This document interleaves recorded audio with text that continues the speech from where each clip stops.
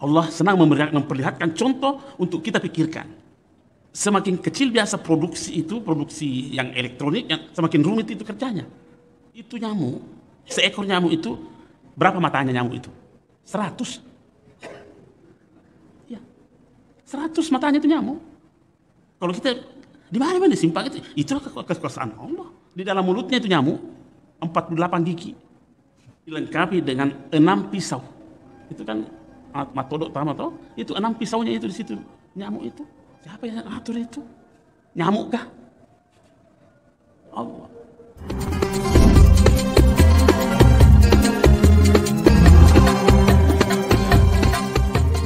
Kesempatan ini kita membaca ayat yang ke-25 dari surah Al-Baqarah.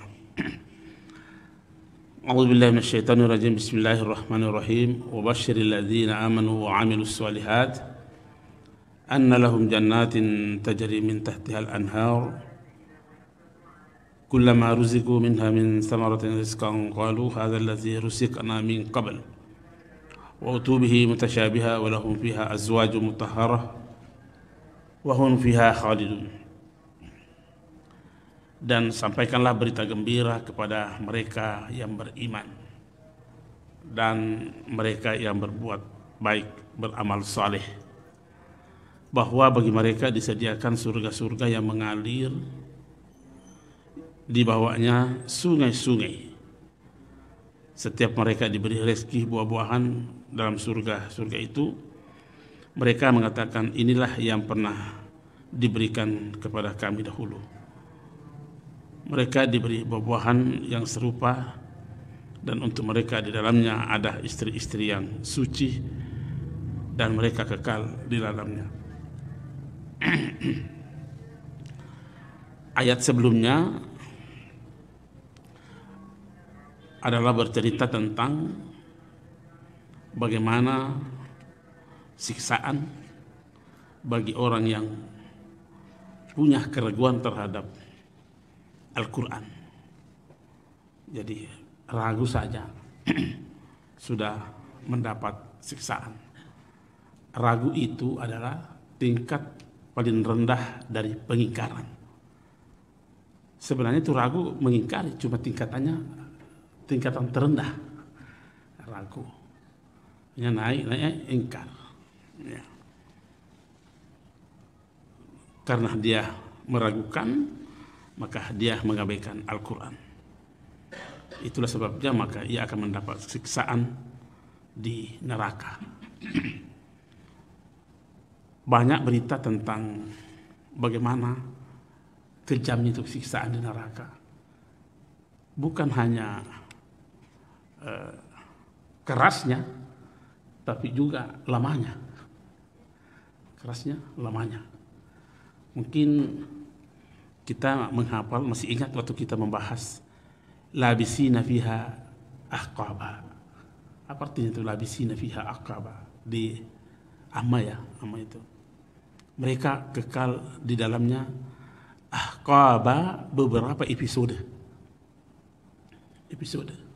Bukan satu episode, beberapa episode.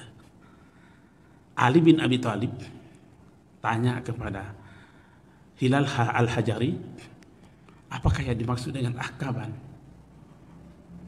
Ya. Hilal Al-Hajari ini berkata, ahqaban adalah bentuk jamak, banyak. Mufradnya, tunggalnya adalah hakbun. Hakbun artinya itu, satu hakbun atau satu episode itu 80 tahun. 1 tahun 12 bulan. 1 bulan 30 hari. 1 hari 1000 tahun. Kira-kira ya, kira-kira 1000 kali 30 sudah 30.000. Itu baru 1 bulan. Ini 12 bulan. Berapa itu? 3 kali 600 sekian. Kemudian kali 80.000. Saya hitung-hitung itu satu episode 26.600.000 tahun. Itu baru satu episode. Dan selesai episode dilanjut lagi. Kapan banyak? Itulah yang diceritakan di dalam Al-Quran. Karena memang Al-Quran kadang memberikan berita itu yang sungguh sangat mengerikan. Ya. Nah, pada ayat ini tidak lagi bercerita tentang neraka, tetapi justru kebalikannya. Untuk apa Allah memberitakan neraka dulu, baru surga? Oleh karena banyak kita dapati begitu. Selalu disampaikan di dalam Al-Quran itu pasangan-pasangan ini. Untuk manusia mau berpikir, yang mana seharusnya yang dia pilih. Aneh, banyak yang memilih yang tadi itu ya 26 juta 600 tahun itu. Dan memang di dalam Al-Quran sendiri dikatakan bahwa tidak pernah berhenti itu dimasukkan orang masuk dalam neraka saking banyaknya. Sampai-sampai Allah berkata kepada neraka, penuh gak tuh? Sudah penuh kah? Apa kata neraka? Boleh dibuka dalam Al-Quran, itu ada gitu. Apa kata neraka? Hal min mazid? Engkau pegah? Betulnya tambah-tambahi sampai lu. Saking banyaknya yang celaka dibanding yang selamat. Dan kita tidak perlu takut. Kenapa tidak perlu takut? Ini kan sudah ditahu bahwa untuk mengelak dari situ sudah ada jalan keluarnya. Kecuali kalau kita tidak tahu jalan keluarnya, itu perlu kita takut. Ruslan, masuk kok di rumahnya Pak Jasa, lewat di situ kok. Ada yang kasih tahu Kak di situ, awas, ada tuh ranjau di situ. Masa saya mau bodoh-bodoh masuk di situ? Ada ranjaunya. Tapi banyak orang yang pilih itu. Ya. Jadi ini kan sudah terbuka, Al-Quran semua ini membuka. Nah, kalau ini kau jalani, tidak ada yang kau ranjau kau dapat. Tapi ini kalau ini kau jalani, ini. Jadi apa yang membuat kita ini mau salah pilih? Jadi saya biasa berkelakar sama jamaah. Kalau ada orang yang salah pilih, orang kejili-jili memang tumi itu. Apa pina sudah jelas toh? Nah, kalau kau makan yang haram begini, ini akibatnya. Kalau kau minum yang haram begini, kalau kau bercurang seperti ini akibatnya. Jelas. Kalau kau jujur seperti ini akibatnya. Kalau kau berbuat salah begini juga. Kalau kau rajin ibadah, ini akibatnya. Jelas. Ini yang menjadi masalah. Manusia ini sudah dikirimkan Al-Quran untuk dijadikan hidayah, diabaikannya. Sudah diutus Rasul untuk memberikan penjelasan, diingkarinya. Sudah dijanjikan ampunan oleh Allah, ditolaknya. Nah, sekarang ini Allah memberikan perbandingan. Wa basyiril ladzina amanu. Berilah berita gembira orang-orang yang beriman. Dan beri berita gembira kepada orang-orang yang beramal saleh. Baru sampai di situ pernyataannya Al-Quran sudah tenang rasanya bahwa apapun yang diperintahkan oleh Allah, sekecil apapun yang dilakukan oleh betul-betul yang beriman kepada Allah, akan mendapatkan ridahnya Allah. Ridahnya Allah. Siapa yang tidak mendapat ridahnya Allah di dunia ini, sulit mendapatkan ridahnya Allah di akhirat. Sulit. Siapa yang menemukan mendapatkan ridahnya Allah di dunia ini, insya Allah akan mendapatkan ridahnya Allah di akhirat. Cuma kadang kita salah persepsi. Bencinya Allah dikira ridahnya. Kenapa kita salah persepsi itu? Karena itu yang sesuai dengan keinginan kita. Itu yang sesuai dengan keinginan kita. Maunya jalanilah kehidupan ini jangan berdasarkan dengan kemauan tak, jangan berdasarkan keinginan tak, tapi harus berdasarkan dengan siapa yang menciptakan kehidupan. Ridahnya Allah yang kita dapat seperti itu.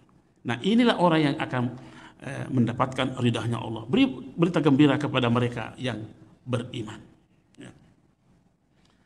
Kita pernah membahas ini amanu.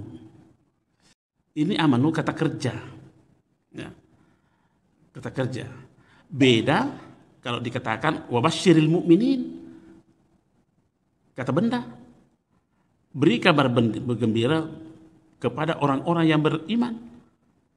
Apa bedanya allazina amanu? Memang terjemahan kita susah membedakan itu. Allazina amanu dengan allazina dengan al-mu'minun. Sama-sama orang-orang beriman. Kalau kata benda itu yang ada di situ hanya imannya. Tapi belum tentu ada actionnya. Kalau amanu, kata kerja, ada actionnya, ada aktualisasinya. Ya. Sebesar apapun iman yang kita miliki, tapi kalau tidak ada pembuktiannya, apa aja namanya? Apa aja namanya? Nah, kalau al-mu'minun itu kata benda itu hanya wujud iman, tapi tidak ada kerjanya iman di situ, pasif. Makanya ungkapan mengatakan al-nasu kulluhum lagau. Semua manusia itu nanti celaka. Illal mu'minin, kata benda ini, kecuali orang-orang yang beriman. Sambung lagi, wal mu'minun, dan semua orang beriman itu celaka. Illal amilin, kecuali yang mau membuktikan imannya. Wal amilun kulluhum lagau, dan semua yang membuktikan imannya juga celaka. Illal mukhlasin, kecuali orang yang ikhlas. Berapa kali itu ditapis? Wajar saja kalau lebih banyak masuk neraka dibanding yang masuk surga. Dan itu kata Al-Quran itu. Lebih banyak yang nanti merasakan itu 260 juta tahun satu episode. Tapi tidak perlu, ada kuncinya. Illal mukhlasin, kecuali orang-orang yang ikhlas. Nah, ini yang menjadi persoalan, bagaimana mengikhlaskan hati. Itu yang menjadi susah. Karena hati ini gampang sekali belok-belok. Kalau mengerjakan sesuatu karena faktor manusia, itu namanya syirik. Kalau meninggalkan sesuatu karena manusia, itu namanya riya. Difigauin karena si anu, syirik. Ditinggalkan karena si anu, riya. Jadi kalau begitu apa? Hilangkan anunya. Hilangkan si anu. Gampangnya, hilangkan si anu. Nah, ini persoalannya bagaimana menghilangkan si anu. Menghilangkan si anu itu punya ilmu tersendiri. Itulah namanya ilmu tasawuf. Jadi jangan pernah mau membeda-bedakan itu ilmu tasawuf. Saya berkata dan saya siap mempertanggungjawabkan. Tasawuf, tarikah itu adalah rukun, pilar yang kokoh menegakkan Islam. Kalau tidak ada itu, runtuh. Bahkan ada seorang mufti dari Mesir namanya Ali Jum'ah. Itu Ali Jum'ah namanya. Ada bukunya, saya miliki bukunya itu. Apa dikatakan? Ad-dinu huwa tasawuf. Agama itu pada hakikatnya tasawuf. Kalau mau baca ada di rumah. Bahasa Arab. Saya mau buktikan ini supaya kita tidak banyak menghayal. Ya. Rukun dan syarat sholat apa? Kalau rukunnya mau saja dalam syaratnya. Kalau syarat itu artinya sesuatu yang harus diperoleh sebelum masuk dalam ibadah. Kalau rukun sesuatu yang harus ada dalam ibadah. Pertama niat, mau sholat. Yang kedua takbiratul ihram. Ya, sesudah takbiratul ihram membaca Fatihah. Sudah membaca Fatihah menghadap ke kiblat. Selanjutnya berdiri bagi yang mampu. Selanjutnya ruku. Selanjutnya bangun dari ruku. Selanjutnya sujud. Selanjutnya bangun dari sujud. Selanjutnya tasyahud akhir. Selanjutnya beri salam, tertib. Adakah di situ keikhlasan? Adakah rukun di situ keikhlasan? Tidak ada kan? Jadi kalau begitu benar nggak sholat kalau tidak ikhlas? Menurut ilmu fikih benar karena tidak ada, memang tidak disyaratkan. Ini yang disyaratkan tak ada yang. Apakah salah ilmu fikih? Oh, tidak salah. Karena memang pekerjaannya ilmu fikih hanya itu yang dibicarakan. Tidak ada ikhlas di dalam ilmu bahasa ilmu fikih. Siapa yang membahas ilmu fikih? Ilmu fikih, syariah. Siapa yang membahas keikhlasan? Ilmu tasawuf. Apakah kita mau salahkan itu? Makanya saya berani berkata, ilmu tasawuf adalah pilar utama dalam menegakkan Islam. Coba puasa. Apa rukunnya puasa? Menahan lapar dan dahaga. Dan seluruh yang membatalkannya. Adakah di situ ikhlas? Ada? Tidak ada. Tidak ada toh? Jadi kalau begitu, siapa saja orang ini? Nah, boleh jadi lengkap syarat-syarat fikihnya, tetapi tidak lengkap syarat-syarat ikhlasnya, tidak ada gunanya.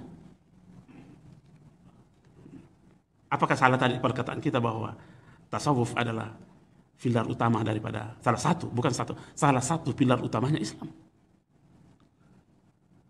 Kenapa itu diabaikan? Wah, ada lagi yang itu sesat, itu ini orang tidak ada ilmunya, orang yang begitu itu. Ya. Kan bisa itu. Makanya orang beriman ini yang harus dia kejar. Wa basyiril ladzina amanu. Wa basyiril ladzina amanu. Siapa lagi? Jadi yang berat dalam amanu ini adalah pembuktiannya. Kalau mengakunya gampang semua orang. Kan kalau mengaku gampang juga beriman juga beriman bos. Semua orang bisa bilang. Tapi sekalinya dilihat caranya mak baru, baca kocek, tidak ada mana ini orang ini. Nah, Faumi bawa.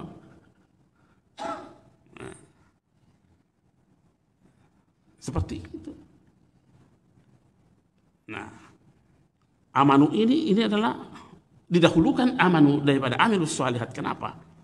Karena percuma kita melakukan banyak kebaikan tapi tidak didasari dengan keikhlasan, keimanan, itu gak guna. Makanya didahulukan ini. Ya. Amilus shalihat. Apa itu amilus shalihat? Melakukan yang baik. Apa artinya sulhun itu tidak rusak. Tidak rusak. Ini kan banyak tingkatannya, orang-orang saleh, orang-orang beriman, orang-orang siddiq, banyak itu gelar-gelarannya.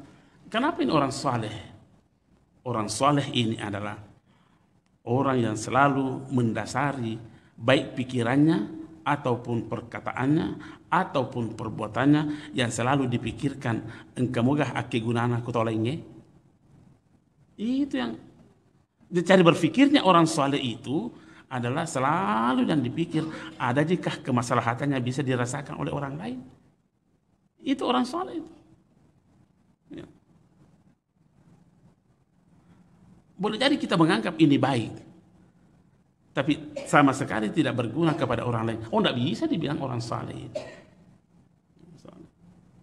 Tidak bisa.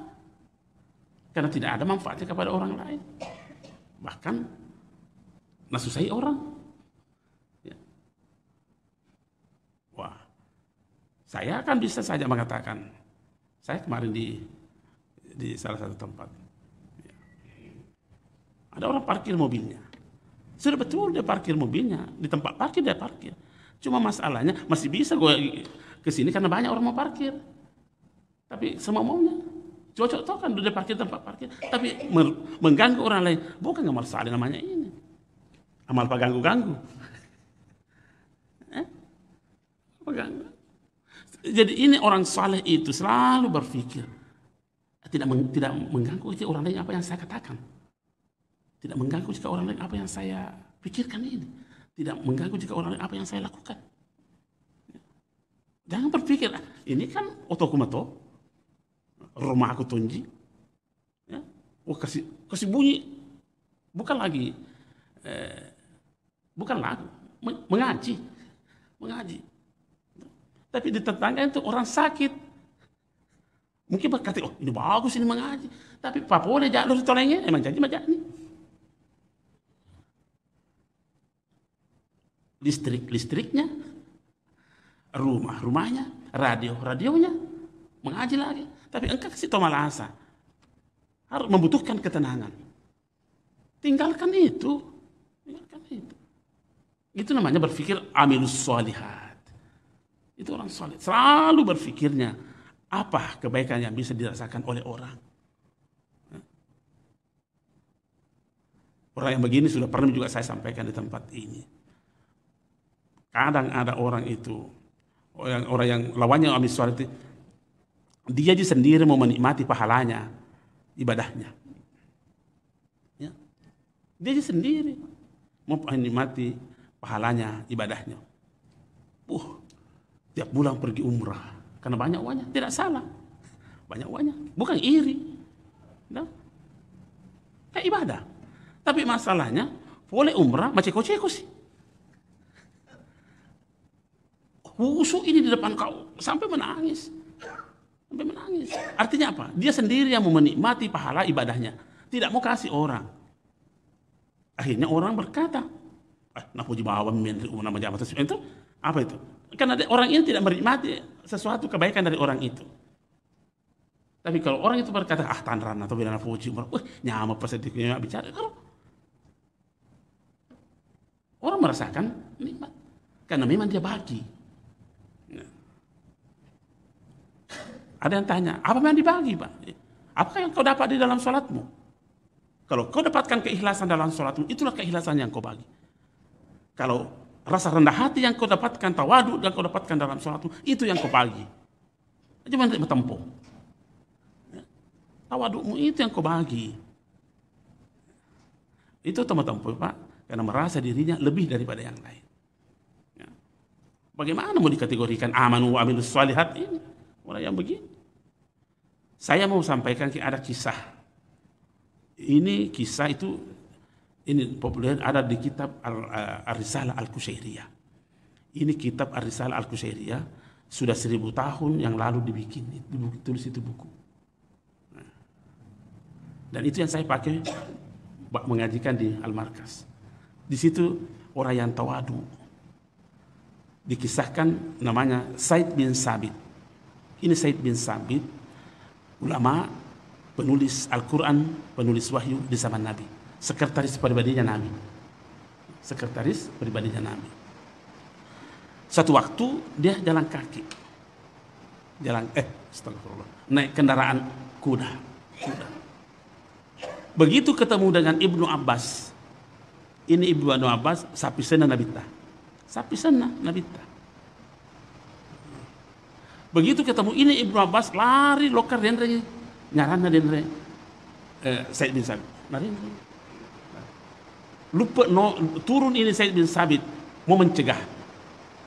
Sapi sana Nabi tanya. Jangan kayak begitu. Jangan kayak begitu. Kamu itu adalah sepupunya Rasulullah. Bilang, saya bukan sepupunya Rasulullah. Saya cuma sepupunya Muhammad. Coba. Coba ini, saya itu gubernur. Bukan gubernurnya, kau sepupu. Saya tidak sepupu Rasulullah. Saya cuma sepupu Muhammad. Beda kapan ini, beda toh? Pokoknya pakai sapi sana ke gubernur, gampang fasilitas didapat. Tapi kalau sapi sana ke Yanu, tunggu dulu. Silanya kapan? Silanya. Begitu dilarang oleh Said bin Sabit, bilang tidak bisa. Begini kami diajarkan diperintahkan untuk menghormati ulama. Narendra ngarana Rudendra Said bin Sabit. Said bin Sabit tidak mau kalah. Tidak mau kalah. Langsung ambil tangannya Ibnu Abbas, nabau. Keberatan juga ini, Ibnu Abbas habis sana, jangan begitu. Kamu seorang ulama. Bilang tidak, begini kami disuruh untuk menghormati sepupunya Muhammad. Nggak benar Pak, kalau begini ini kehidupan. Kira-kira bagaimana? Aman dunia Pak ya? Aman dunia persilatan kalau begini.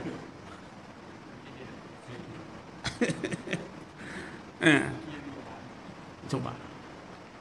Nah, inilah orang-orang yang seperti inilah yang diberikan wabashir, beri kabar berita gembira. Apa? Lahum jannatin tajri min tahtihal anhar. Ya. Surga-surga yang di dalamnya mengalir sungai-sungai.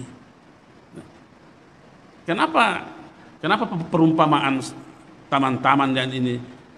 Karena orang Arab kalau melihat air, itulah paling indah itu. Coba lihat kalau bukan musim haji Pak ya, kalau musim hujan begini, itu kan biasa ada air tergenang di sisa di jalanan kan, di parit-parit itu. Itu nak pergi rekreasi di situ. Kalau kita kan tidak, banyaknya itu sungai, banyaknya danau, itu begitu. Artinya apa ini? Ada nikmat yang sungguh sangat tinggi nilainya yang akan diberikan kepada amanu wa amilus shalihat. Kullama rizqu min hamin sama rizqan qalu hadzal ladzi rizqna min qabl. Diberi buah-buahan. Sesungguhnya ungkapan-ungkapan yang seperti ini hanya yang mampu dijangkau oleh akal pikiran manusia, lebih daripada ini. Lebih daripada ini. Ini hanya yang mampu kenapa Al-Quran berbahasa seperti ini? Karena ini dia yang bisa dijangkau oleh akal pikiran manusia. Sesungguhnya jauh lebih mulia daripada apa yang dibahasakan. Ya. Itu kan ada nyanyian, saya mencintaimu lebih daripada apa yang saya katakan.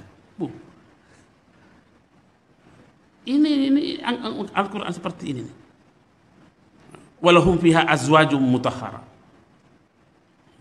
Dan akan mendapatkan istri-istri yang suci.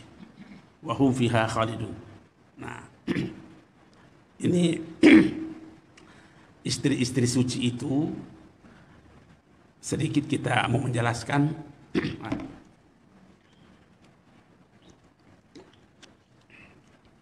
Al-Quran itu menyebut kata istri dengan beberapa ungkapan. Ya. Salah satu diantaranya adalah zaujun. Nah, skun anta wa zaujukal jannah. Istri juga itu. Satu kali Al-Quran menyebut kata istri itu dengan ungkapan nisa'un. Nisa'ukum harsul lakum. Fa'tu harsakum anna syi'tum. Istri juga itu, nisa'un, istri juga. Satu kali Allah juga menyebut istri itu adalah imra'atun. Wa imra'atuhu hammalatal khatab. Ya, istrinya Abu Lahab. Wa imra'atu Fir'aun, istrinya Fir'aun. Wa imra'atu Lut, istrinya Lut. Wa imra'atu Nuh, istrinya Nuh. Imra'atu Imran, istrinya Imran. Semua. Apa bedanya semua itu? Berbedanya. Tidak mungkin Allah menyebutkan kata-kata yang berbeda kalau sama di maknanya. Tidak mungkin. Pasti ada semua perbedaan maknanya. Sama tuh kalau kita memanggil bapak tak. Ada orang yang panggil ambokku. Ada orang yang panggil juga encejangeka. Ada orang yang panggil bapakku. Taku. Padahal sama. Ada juga yang panggil bokapku, nyokap apa. Ini berbagai macam begini juga Al-Quran. Pasti itu kesannya berbeda. Pasti kesannya berbeda. Kalau kita mengatakan bokapnya, wah kesan milenial. Kesan milenial, modern. Ambokku, wah pakai pola ada meninggal ini. Itu. Punaeka, menyamang panggilan atau iya. Encejangeka, taku. Kalau Al-Quran menyebut kata imra'ah, seorang istri, yakin bahwa di dalam rumah tangga itu ada penyakit. Ada tidak beres. Ada tidak beres. Nabi itu tidak pernah disebutkan istrinya dengan imra'ah. Nah, di sana pakai kepala Quran. Tidak ada toh. Nah, mungkin ada pertanyaan, bagaimana pada Nabi Nuh? Dipanggil wa maratu Nuh, wa marulut Nabi. Kenapa masih disebut imra'ah? Itu Lut Nabi, tapi istrinya pengkhianat. Penyakit tidak dalam rumah tangga kalau begitu. Penyakit. Bagaimana Fir'aun? Memeratu Fir'aun. Ya, Fir'aun orang jahat. Istrinya orang beriman. Dijamin lagi masuk surga. Bagaimana dengan Abu Lahab? Oh jangan itu bilang karena dua-duanya. Wa mar'atuhu hammalatal hatab. Dua-duanya penjahat. Tidak ada kata istri di hari akhirat di surga kecuali ungkapan zaujun. Zaujun. Kenapa? Karena inilah zaujun, ungkapan yang menyatakan berbeda tapi tidak pernah berpisah. Berbeda tapi tidak pernah kocak, tidak pernah kacau. Berbeda. Ya. Tapi justru senang, berbeda tapi senang dengan kedatangannya. Selalu mengerti kedatangannya. Mari kita lihat. Saya mau ambil contoh surpan, bisa dibilang tidak apa-apa kita ulangi contohnya. Sandal jepit, satu kiri, satu sama enggak itu? Beda. Coba kalau kiri semua. Jatuh-jatuhnya di got. Sepertinya kanan berkata, selamat datang, kiri, untung kau datang. Sebabnya kau tidak datang, saya jatuh di got. Kiri juga berkata begitu. Untung kau datang kanan. Karena kau datang, maka saya bisa mengabdi kepada majikan kita. Itulah istri. Itulah pasangan. Justru kekurangan dan kelebihan suaminya dinilainya sebagai sebuah pengabdian. Tidak ada yang merada di situ, Pak. Zaujun. Zaujun itu pasangan yang berbeda tapi tidak pernah kocak.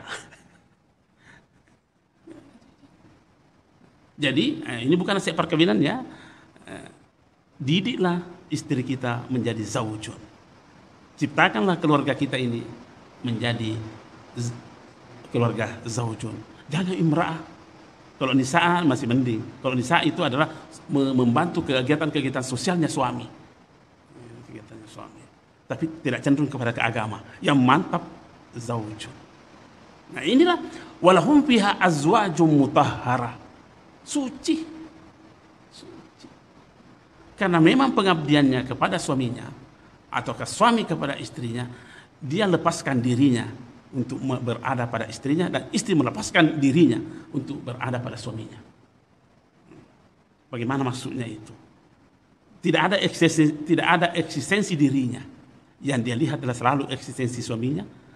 Si istri tidak ada eksistensi, si suami tidak ada eksistensi dirinya, yang selalu dilihat adalah eksistensi istrinya. Selalu yang dilihat apa yang saya lakukan. Baik jika untuk istriku ini. Selalu itu yang selalu hadir bukan kepada dirinya, tetapi kepada suaminya atau kepada istrinya. Ya.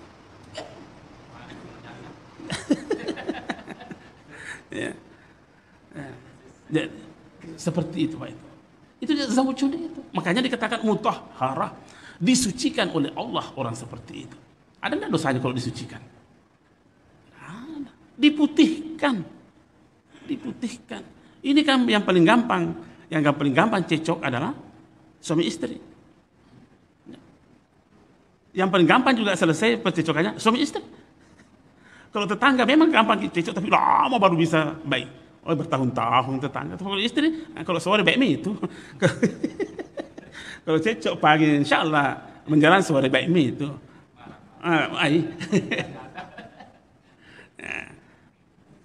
Walahum fiha azwajum mutahhara wa hum fiha khalidun. Jadi seperti itu. Orang-orang yang seperti ini, inilah yang dijanjikan oleh Allah, nikmat yang tidak pernah terbayangkan. Fala ta'lamu nafsum ma ukhfiya lahum min qurrati a'yun jazaa'an bima kanu ya'malun. Artinya orang yang seperti itu memang disiapkan nikmat yang tidak pernah dia tahu sebelumnya. Bahkan ada hadis mengatakan nikmat yang tidak pernah terdengar telinga, nikmat yang tidak pernah dilihat mata, dan nikmat yang tidak pernah terbetik di hati manusia. Seperti apa itu? Coba bandingkan tadi waktu Al-Quran berbicara tentang neraka 26 juta tahun dan ratu mendapatkan kesiksaan, mau minum air mendidih, bukan mengobati haus ini, menghilangkan haus air mendidih, palasai, nana. Coba di Amma ya tasalun itu sambungannya itu ayat-ayat akhir-akhir itu seperti itu modelnya. sesudah Ka'bah. Nah, selanjutnya pada ayat selanjutnya Allah mau memperlihatkan seperti apa kekuasaannya. Innallaha, tapi betul nggak? Ya, terpudah muka. Innallaha la yastahi aja dari bamba salama ba'udatan fama fawqaha. Allah sangat, kita terjemahkan secara bebas. Karena yastahi itu malu.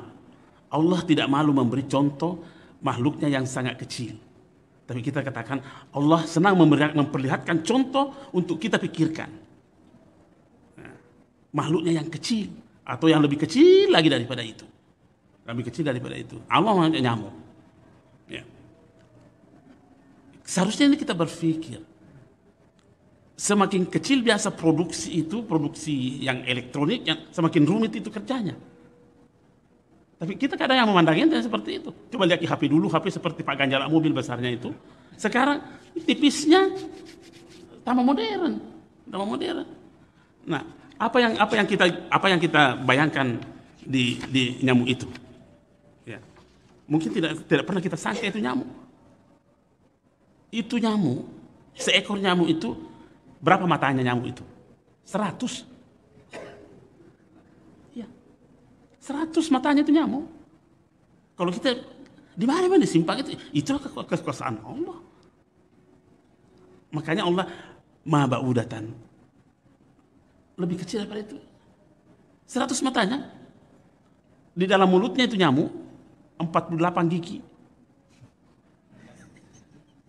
Seperti apa itu? Makanya Allah mengatakan innallaha la yastahi aja dari bamba salama ba'udatan fama fawqaha. Allah mau mencoba memperlihatkan kamu. Seperti begitu. Lihat kau ini contoh ini. Masih mau kau lawan kah? Nyamuk saja sekecil apa? 100 giginya. 100 matanya. Giginya itu 48. Mungkin kita di mana sudah dapat berita terus boleh dibaca tafsirnya Al-Alusi. Muhammad Ratib An-Nabalusi. Saya miliki itu, Pak. Kalau mau baca datang ke rumahku. Baca gitu. Dan belalai halus yang dapat menembus lubang pori-pori manusia itu mengisap darahnya, dilengkapi dengan 6 pisau. Itu kan matodok utama toh, itu 6 pisaunya itu di situ nyamuk itu. Di dalam melakukan operasinya, 4 diantaranya digunakan untuk membedah dan 2 yang lainnya digunakan untuk menopang belalai untuk menembus masuk. Siapa yang atur itu? Nyamuk kah? Allah. Jadi jangan kita terlalu sombong, jangan terlalu angkuh. Apa yang membuat kita tidak mau beribadah kepada Allah? Apa yang membuat kita?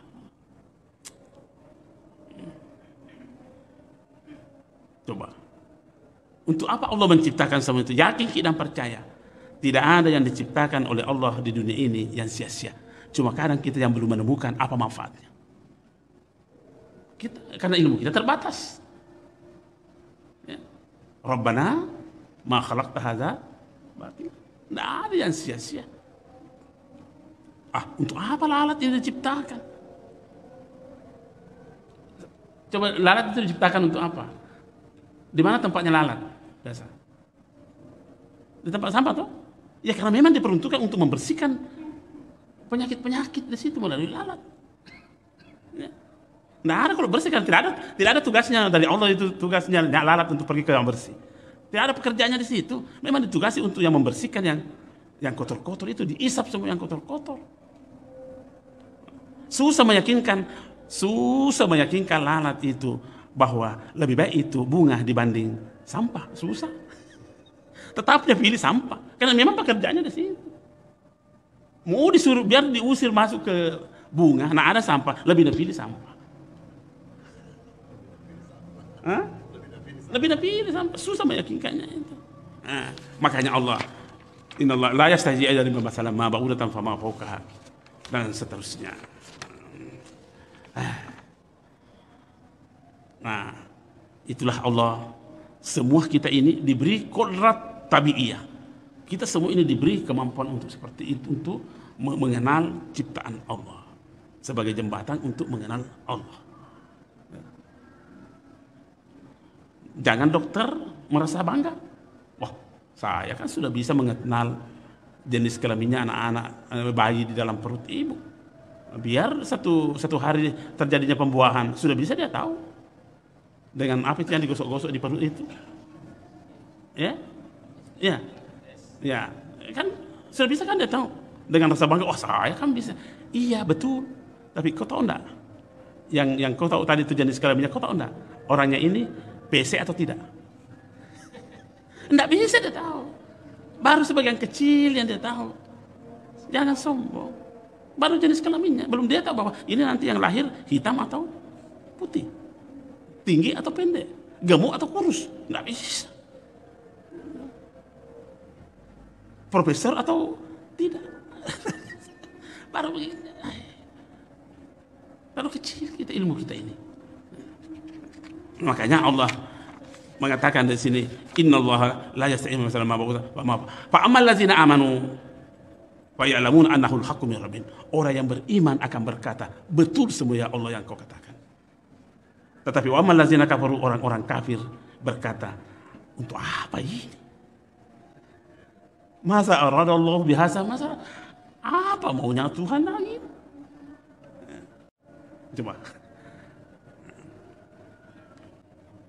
Yudulli bihi katsiran wa yahdi bihi katsiran wa ma yudulli bihi illa al-fasiqin. Tidak ada yang disesatkan berita-berita yang seperti ini, informasi-informasi, kecuali orang-orang yang fasik.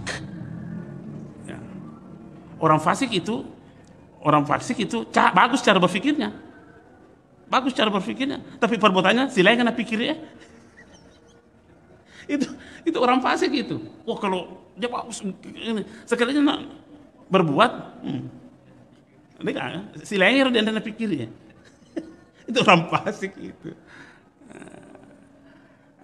Saya kira gemuk ayat kita baca dulu, nanti lain kali kita sambung pada ayat berikutnya. Insya Allah, mudah-mudahan Allah memberikan hidayah dan petunjuk kepada kita semua. Lebih dan kurangnya saya mohon dimaafkan. Wallahul muwaffiq ila aqwamit thariq. Assalamualaikum warahmatullahi wabarakatuh.